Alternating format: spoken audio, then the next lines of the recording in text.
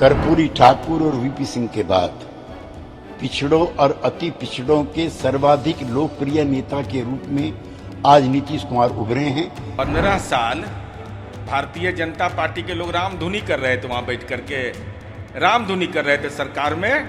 अब विकास का नजीर देखना है तो पटना का मेरिन ड्राइव देख लीजिए। देखिए, एक बहुत ही ऐतिहासिक पल है। समाज को फूट डाल के, समाज को अलग अलग दिखा के उसमें अलग अलग जातिगत नेताओं को खड़ा करके अपनी राजनीति करते हैं। बहुत कुछ नयापन तो नहीं है, जो अनुमान था वही अनुमान है। कर्पूरी ठाकुर और वीपी सिंह के बाद पिछड़ों और अति पिछड़ों के सर्वाधिक लोकप्रिय नेता के रूप में आज नीतीश कुमार उभरे हैं, जिन्होंने कई सौ वर्षों की गुलामी को तोड़ करके जातिगत जनगणना जनता के सामने रखी है। आज साबित हो गया कि वो 63% हैं। उसमें भी इन्होंने पिछड़ों और अति पिछड़ों का बंटवारा किया है, जो रोहिणी कमीशन नहीं कर पाया। हम आज के दिन नीतीश कुमार को सैल्यूट करते हैं और चाहते हैं कि पूरे देश में घूम घूम करके वो जनता को आंदोलित करें, ताकि हर राज्य को जातिगत जनगणना करानी पड़े। और ये अगले चुनाव के लिए एजेंडा भी तय हो गया है। 15 साल भारतीय जनता पार्टी के लोग रामधुनी कर रहे थे, वहां बैठ करके रामधुनी कर रहे थे सरकार में। अब विकास का नजीर देखना है तो पटना का मेरिन ड्राइव देख लीजिए। मेरिनेट ड्राइव, गंगा मैया ने पुकारा है, गंगा मैली है, मंदिर की घेराबंदी हमने कराया। 10% जिनको आरक्षण मिला उनको आप स्कॉलरशिप नहीं देते हैं, हम स्टूडेंट क्रेडिट कार्ड देते हैं। तो हमने तो करके दिखा दिया, लेकिन कृपा करके आप माननीय गिरिराज सिंह जी बता दीजिए कि कितने सनातन धर्म के मंदिरों की घेराबंदी किया, कितने सनातन धर्म मानने वाले नौजवानों को रोजगार दिया, कितने सिखाधारी को आपने समाज में जीवन स्तर उनका बेहतर बनाने के लिए मकान दिया। अरे जो किया सो हमने किया, आपने तो हमारा सब कुछ लूट लिया। इनके झूठ की कलई खुल रही है, इसलिए भाजपा बेचैन है। लेकिन देश भर में नीतीश कुमार जी ने नजीर कायम किया। देश में सामाजिक आर्थिक जनगणना कराना होगा और इसके खिलाफ देश में व्यापक गोलबंदी की जाएगी। देखिए, एक बहुत ही ऐतिहासिक पल है और इसलिए है कि आधी आबादी, लगभग आधी आबादी, 52% मंडल कमीशन को अगर माना जाए तो उस आबादी के विषय में चिंताएं लगभग 6-7 दशक से चल रही थी। वो चाहे प्रथम पिछड़ा आयोग हो या द्वितीय पिछड़ा आयोग हो।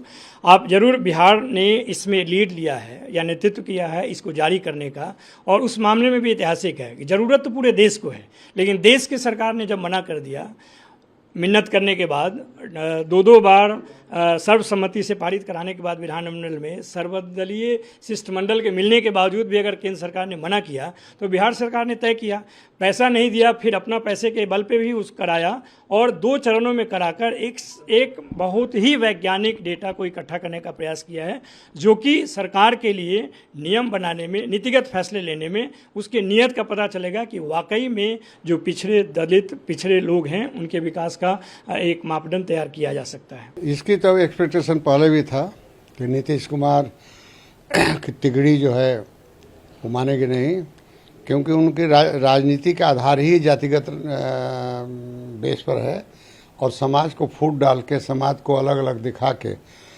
उसमें अलग अलग जातिगत नेताओं को खड़ा करके अपनी राजनीति करते हैं। बिहार के विकास पर कभी उन्होंने बात भी नहीं किया और बिहार के जो दुर्गति है, बिहार देश का सबसे दूसरा प्रदेश होने के बावजूद भी वो आर्थिक दृष्टिकोण से सबसे कमज़ोर है, उस पर वो कभी चर्चा नहीं करते हैं।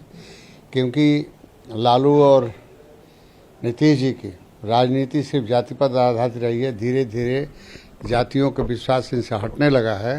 इसलिए फिर से वो एक समाज के लोगों को दिग्भ्रमित करने के लिए, बिहार के लोगों को आपस में बांटने के लिए उन्होंने इस तरह की राजनीति की है। भरमाने का खेल खेलती है।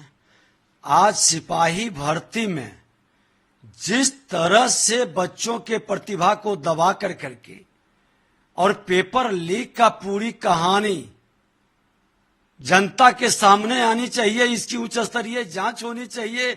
ये मामला को दबाने के लिए क्या क्या स्वरूप लाते हैं और आज इनका मामला पूरी तरह से करप्शन और भ्रष्टाचार का शिकार ये बड़े भाई छोटे भाई की मानसिकता है। देखिए, जातीय जनगणना का पूरा रिपोर्ट आएगा, अध्ययन के बाद मैं बताऊंगा। बहुत कुछ नयापन तो नहीं है, जो अनुमान था वही अनुमान है। ये जो एक लगा रहे थे कि बड़ी चमत्कार, बड़ा बदलाव, अरे सबको जानकारी है जो आप बता रहे हैं वो लगभग डाटा आंकड़ा तो सबको पता है। हाँ, कुछ जब आएगा अति पिछड़ा का या पिछड़ा का डिटेल एरिया वाइज, तब पता चलेगा कि गणना का सच्चाई क्या है। हमसे जुड़े रहने के लिए हमारे YouTube चैनल को सब्सक्राइब करें और नई वीडियो की नोटिफिकेशन के लिए बेल आइकॉन को दबाएं।